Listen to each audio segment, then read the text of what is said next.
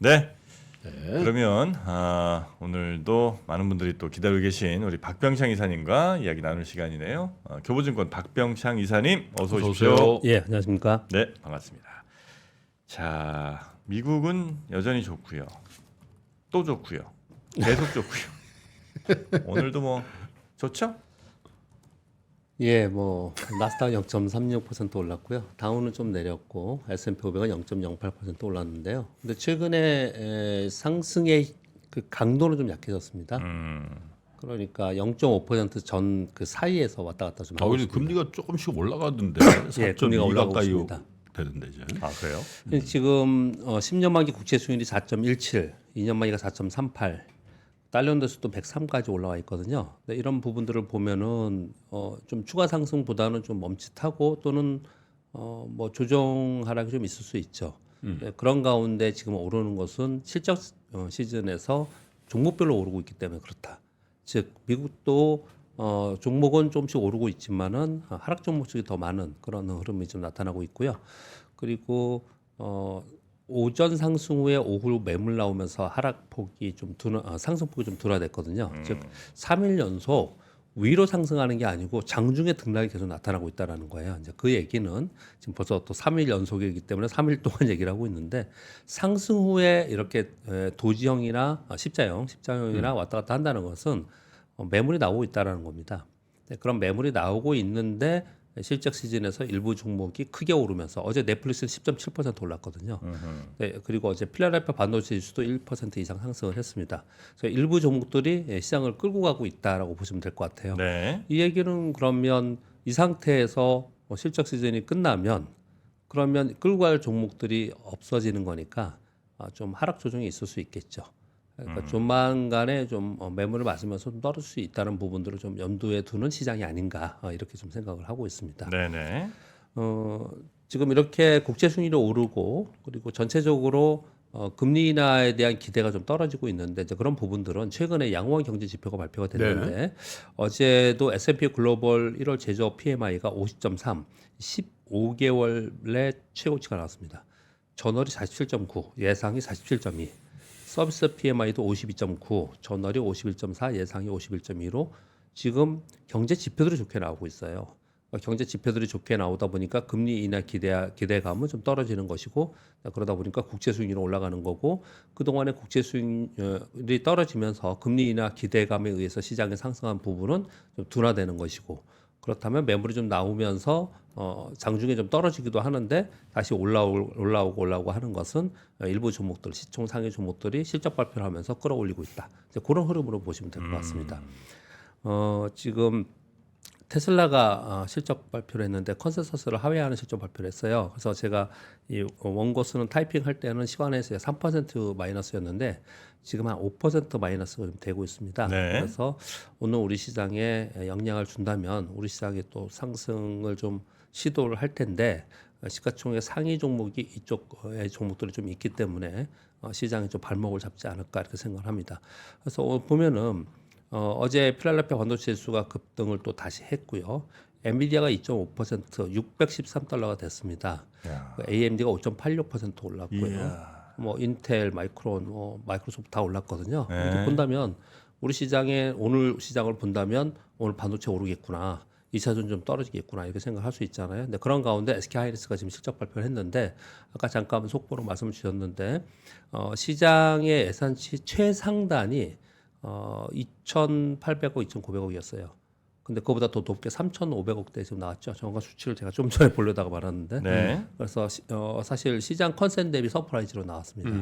그러면 미국 시장의 분위기하고 오늘 우리의 분위기, SK하이닉스 분위기나 이런 부분들을 본다면 오늘 이제 기술주 위주로 상승 시도를 하겠죠. 그런데 시총 상위에 또 2차 전지 쪽이 있기 때문에 그 발목을 잡으면서 또 등락하는 우리 시장이 좀 그런 모습을 오늘 볼 것 같습니다. 그렇게 말씀드리겠고요. 네. 어제 코스피 0.36% 하락, 코스닥은 0.46% 하락했습니다. 2,500포인트가 중요하다는 말씀을 계속 드리고 있고요. 최근 들어서 외국인들은 이제 우리 시장에서는 다시 매수를 해주고 있습니다. 그 규모는 크지 않아요. 근데 이제 어제는 장 시작하자마자 선물이 급락을 했어요. 그래서 기관 매도가 증가하면서 시장이 하락했습니다. 장중에 1% 수준까지 하락을 했는데 오후 2시 30분부터 선물이 급반등했습니다. 그러면서 외국인들이 선물이 약 한 3,500계약 정도 매도였는데 마지막에 보니까 거의 대부분 다시 매수를 했더라고요. 그래서 순 매도가 감소하면서 비차익 프로그램 매수가 들어왔습니다. 한 650억.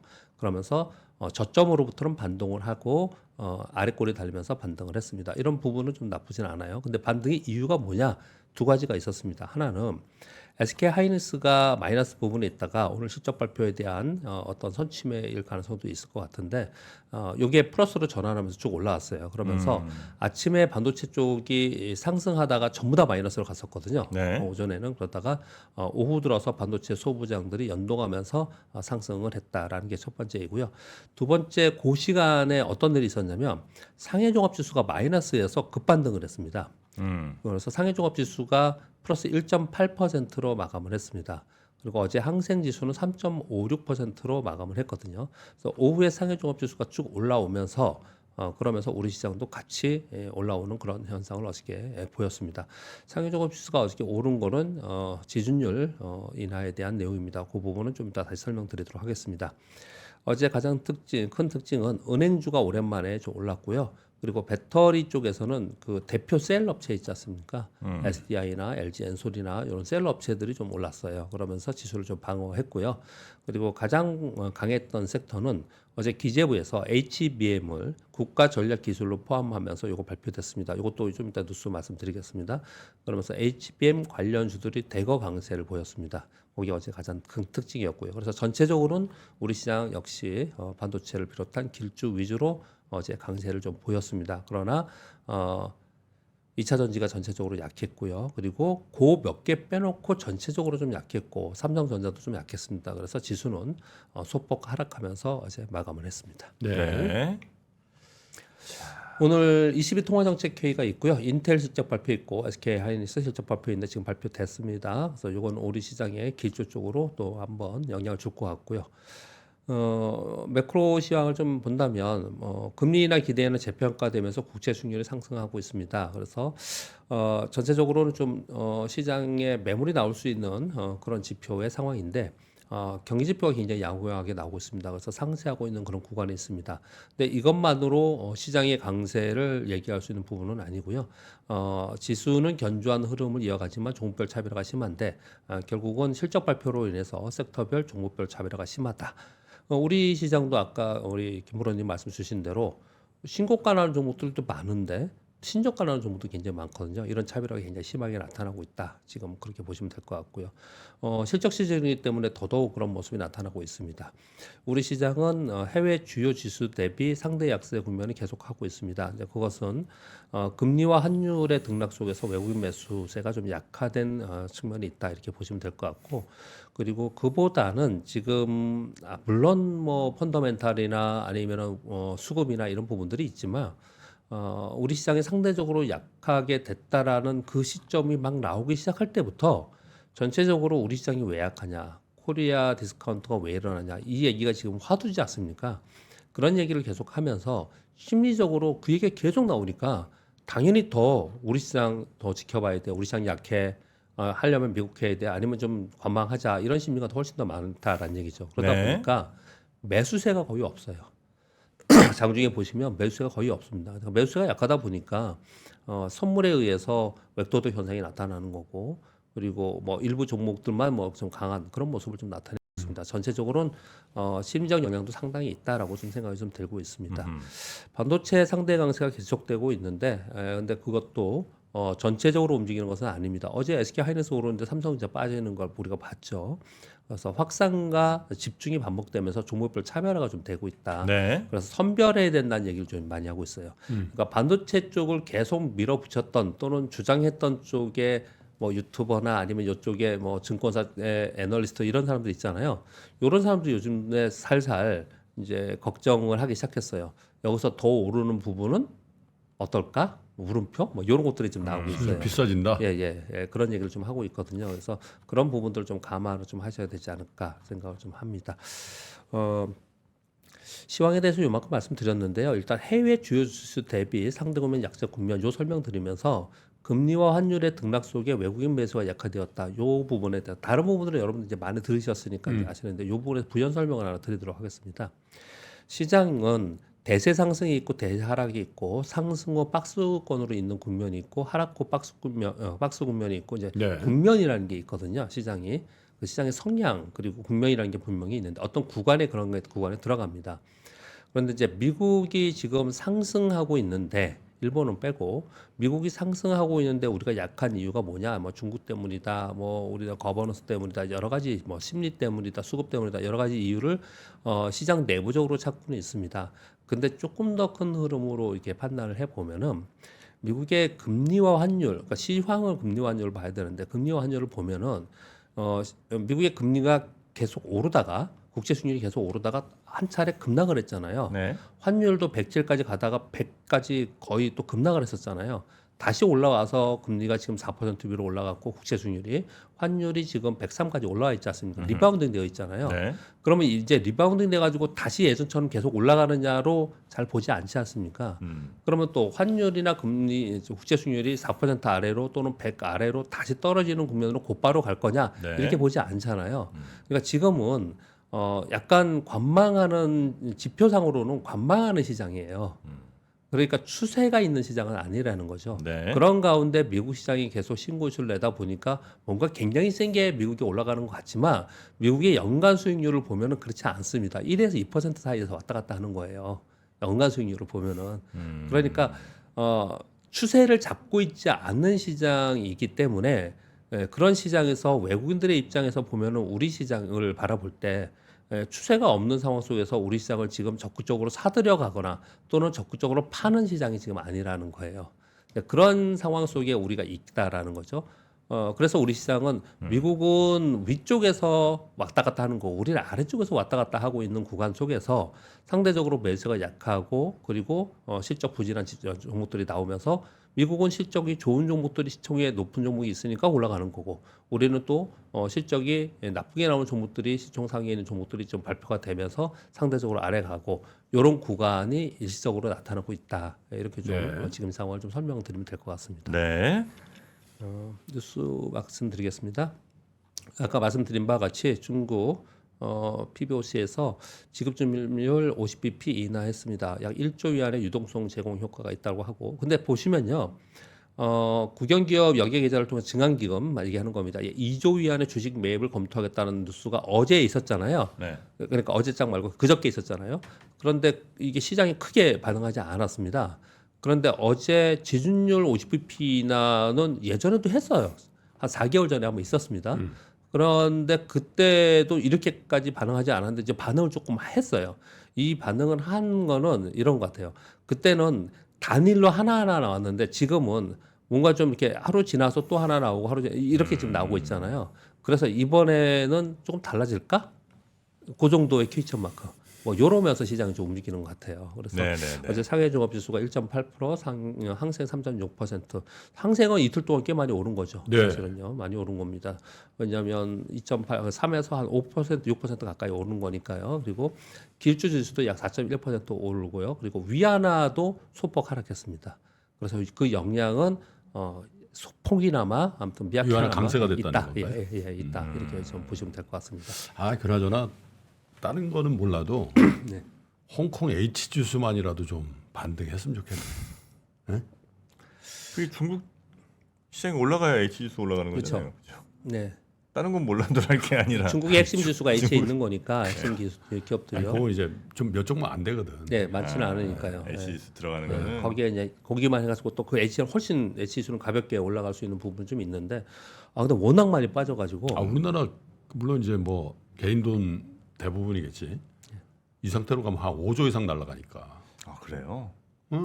회복이 참 쉽지 않은 상황이 돼 있는 거는 이제 모르지 많이 올해만.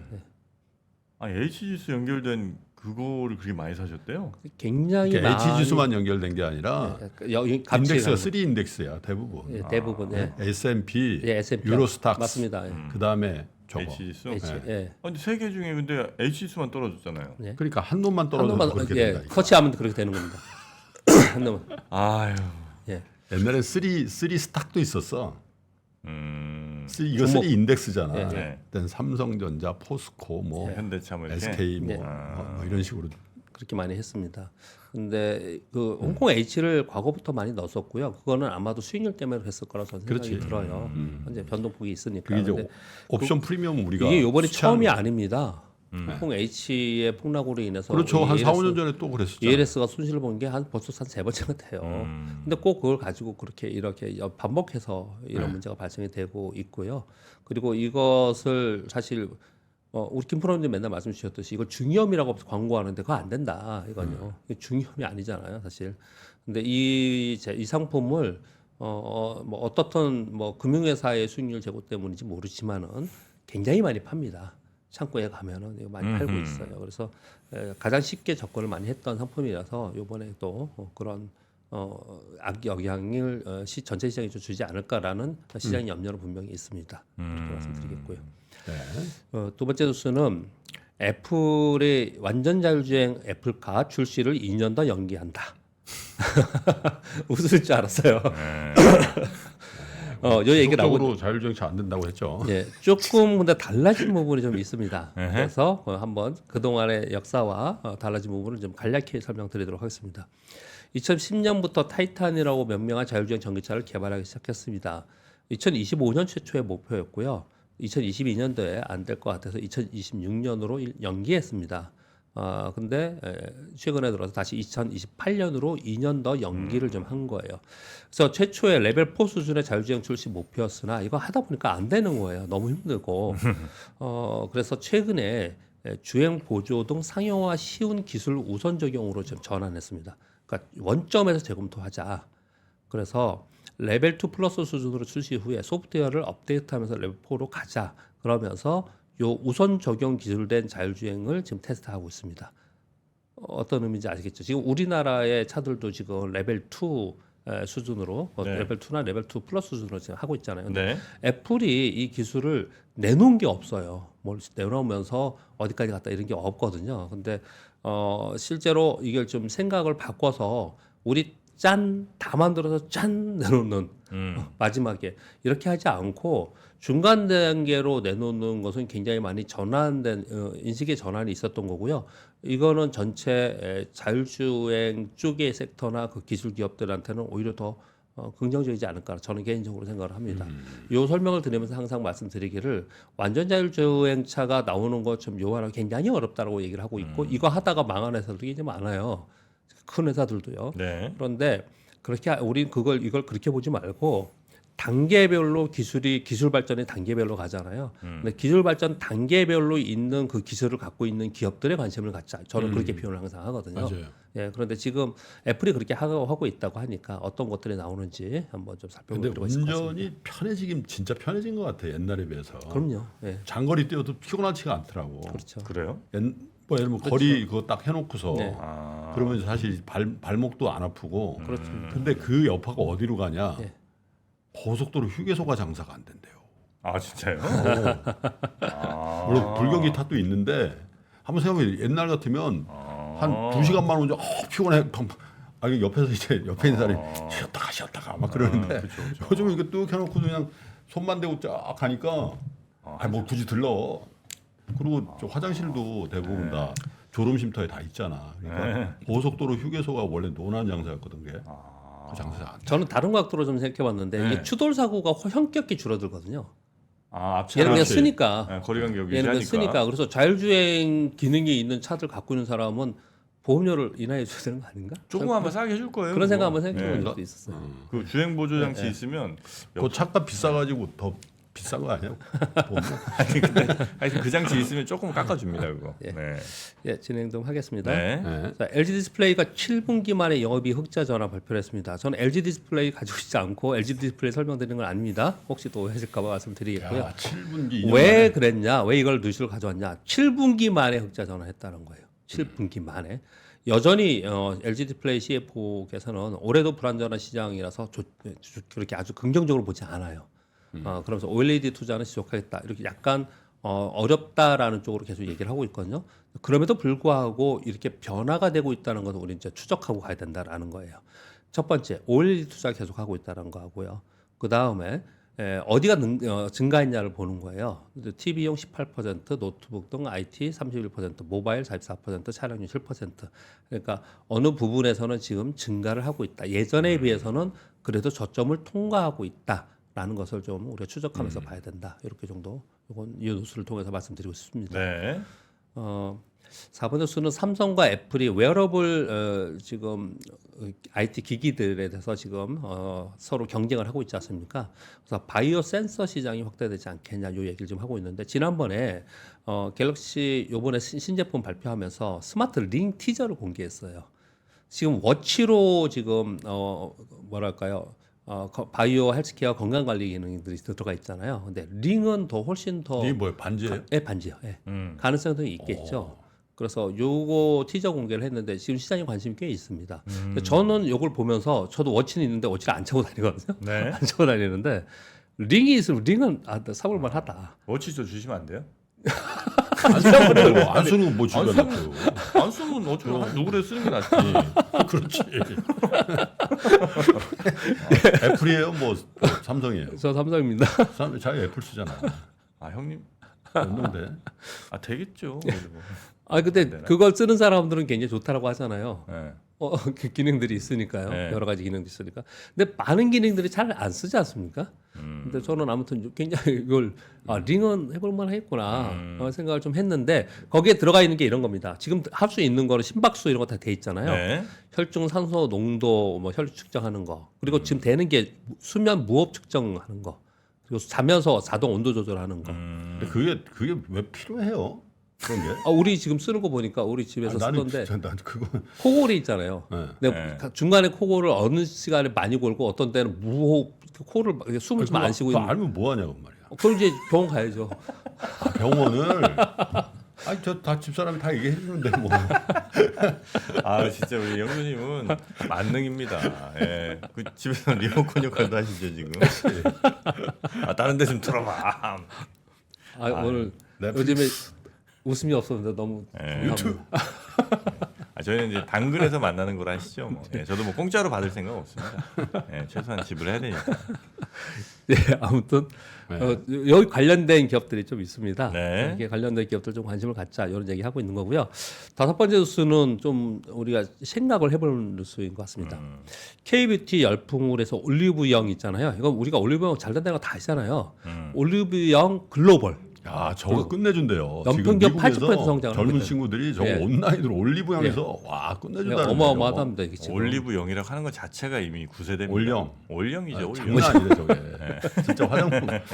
진짜 미국에서. 예, 미국에서 지금. 오늘 150여 개국에서 소비자들 주문해서 우리나라에서 발송하는 플랫폼인데요. 이제 중요한 거는 왜 이거 중요하다 저는 생각했냐면요. 다양한 국가, 다양한 인디 브랜드로 인해서 2만여 종의 작품 개수가 있다는 거예요. 그래서 지금 올리브영에서는 글로벌 시장에서 성공할 수 있는 인디 브랜드 발굴을 지속하겠다라는 거예요. 네. 그 베트남이 1억 정도 되죠 인구예요. 50%가 MZ세대라고 합니다. 베트남은. 근데 베트남에서 이 자료가 최근 자료가 없더라고요. 작년 1월부터 5월까지 화장품 수출액이 2,510억, 전년 동기비 43% 증가했다고 해요. 그리고 맨 마지막에 화장품 업계가 고객별 그리고 국가별, 품목별, 가격별로 차별화가 되고 있어요. 이것 때문에 주가가 다 차이가 있습니다. 지금 화장품. 야, 그러니까 저게 플랫폼이야 저게.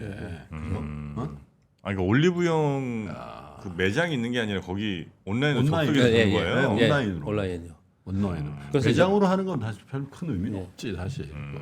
그래서 지금 대중국 그리고 비싼 거 그러니까. 뭐 이런 거 있잖아요. 명품 있죠.